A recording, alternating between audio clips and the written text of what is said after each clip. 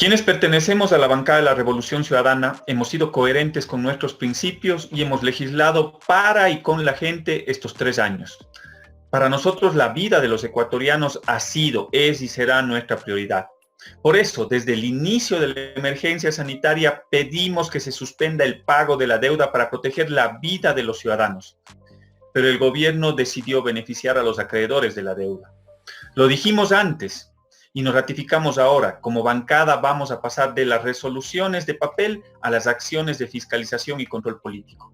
La pandemia no es culpa del gobierno, pero la crisis a la que nos ha llevado con sus malas decisiones en lo sanitario y económico sí lo es. Por este motivo, hoy anunciamos a los ecuatorianos y ecuatorianas que es necesario emprender una acción de sanidad pública para el país, efectivizando la responsabilidad política del ministro de Economía y Finanzas, Richard Martínez Alvarado, por el incumplimiento en sus funciones conforme a las siguientes razones. Al no haber asignado, canalizado y viabilizado la entrega de recursos y las reformas pertinentes para que el Ministerio de Salud pueda responder ante la emergencia, conforme a la carta de denuncia de la ex ministra Catalina Andramuño.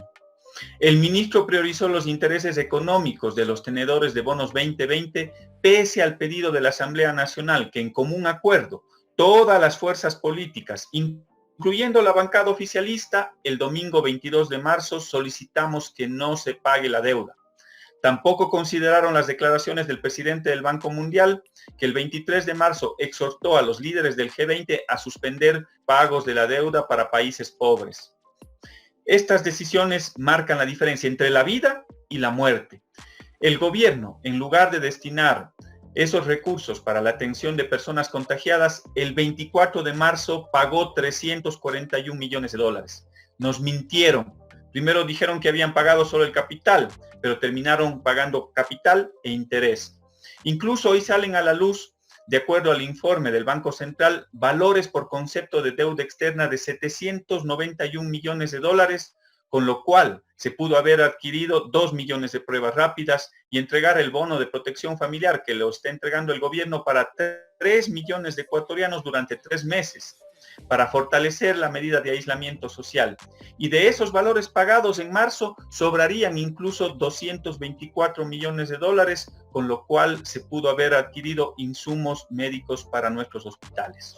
El ministro Martínez incumplió sus funciones al no ejecutar de manera efectiva la reducción de los costos de los servicios financieros, pese al clamor ciudadano que convulsionó al país con los cobros indebidos y no autorizados de la banca. En medio de la emergencia siguen haciendo de las suyas, a costa del dolor del pueblo ecuatoriano.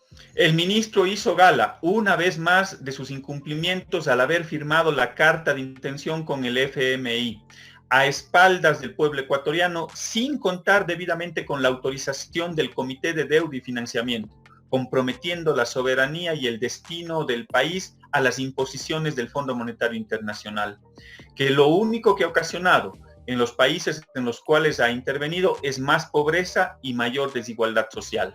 El ministro Martínez celebró en 2019 una operación de endeudamiento público con la emisión de bonos internacionales destinados a gasto corriente en lugar de financiar programas y proyectos de inversión, rompiendo de esta manera la regla fiscal que consta en la Constitución de la República y en el Código Orgánico de Planificación y Finanzas Públicas.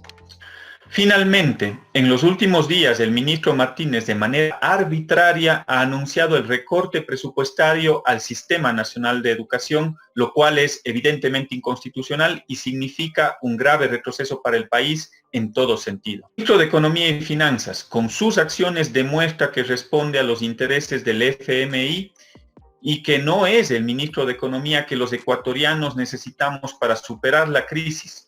Por estos motivos, recogiendo el sentir y clamor ciudadano y ejerciendo nuestro rol fiscalizador y control político, hemos presentado la solicitud de juicio político al ministro de Economía y Finanzas, Richard Martínez, en amparo de lo que establece el artículo 131 de la Constitución de la República por haber incumplido sus funciones, a la que se han sumado legisladores de otras bancadas y fuerzas políticas. Exigimos al presidente de la Asamblea Nacional que con la misma celeridad con la cual aprobaron esas leyes que vulneran y precarizan los derechos de los trabajadores, se califique y se dé inicio inmediato al juicio político al ministro de Economía, Richard Martínez.